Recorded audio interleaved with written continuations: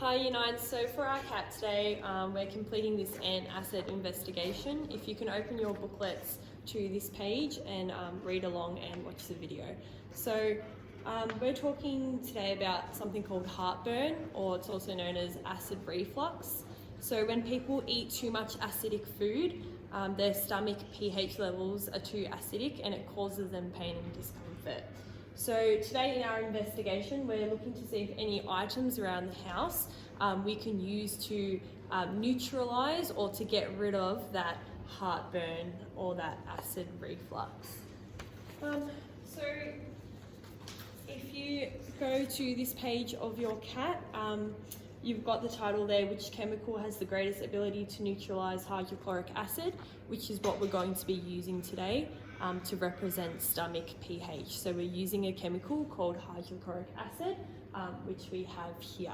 And we've put that hydrochloric acid in, we'll put it in all three of those test tubes. Meanwhile, while Sir's doing that, I'll continue on. So our aim for today would be something along the lines of to discover what household items, so we've got here lemon juice, we have bicarb soda, and we have an antacid tablet which you can get from chemists and a lot of pharmacies. People are meant to be using these normally to try and get rid of heartburn. These ones are actually out of date by 3 years, so we're going to see if they can still work. So that's our three chemicals or items that we're going to be using today. We're going to see if these can change the pH of that hydrochloric acid in the test tube from probably an acidic to pH. And we're going to see if the colour will change to more of a neutral pH level.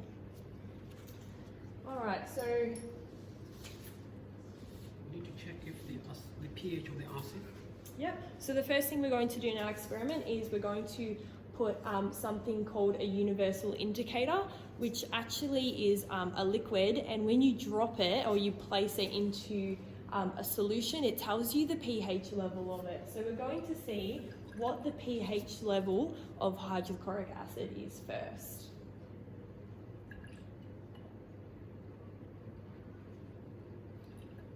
Beautiful, thank you. I'll just take one. So this is the hydrochloric acid with the universal indicator in it. And if we compare this to our chart, you have to compare and see what colour it matches up with as to what pH level it is. So on this end, it starts at pH level 3 and it goes all the way up to pH level 11. So in your results, can you write down what pH the hydrochloric acid is? Thank you. Okay, so now we're going to see if our three items can change the pH of that to try and neutralise it to get it to a pH of 7, which is this green colour in the middle here. The first chemical we're using is our lemon juice that I showed you earlier before. And guys, remember, before we do this part, can you please make sure you've written your aim and your hypothesis. So what chemical you think is going to neutralise the best and why. Alright, so Sir has poured the lemon juice into the test tube, and this is the colour of the lemon juice and the hydrochloric acid. So in your results, write down what pH you think it is now. So remember, it starts at a pH 3 and it goes to 11. Thank you. Alright, so our next item that we're testing is that antacid. Okay, so the tablet, you can call it. We've crushed it up and we're going to be putting it in the test tube now. And we'll see if it can neutralise the hydrochloric acid to make it less acidic.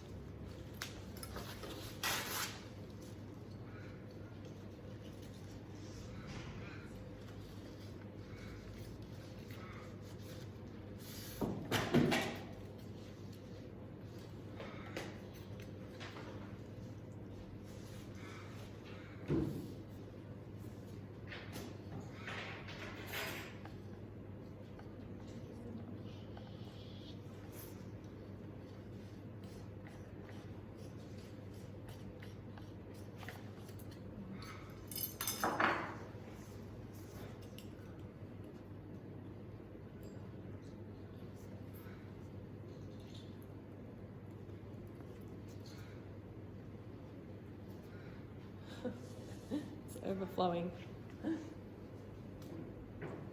Sorry, we can bring this closer. Alright. Can you go to that cloth, sir? Oh, thank you. Okay, so this is what we have now. We mixed the hydrochloric acid with the antacid tablet, and it's definitely changed colour. You have to take a look and see what pH it is now. Okay, so again, it starts from pH 3 and it goes all the way to pH 11. So what colour is it?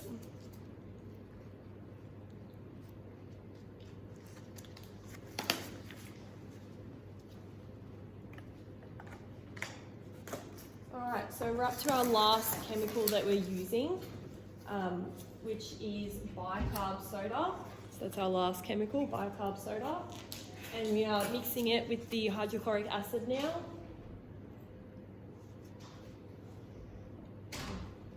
Another one. Great, yeah, that's plenty.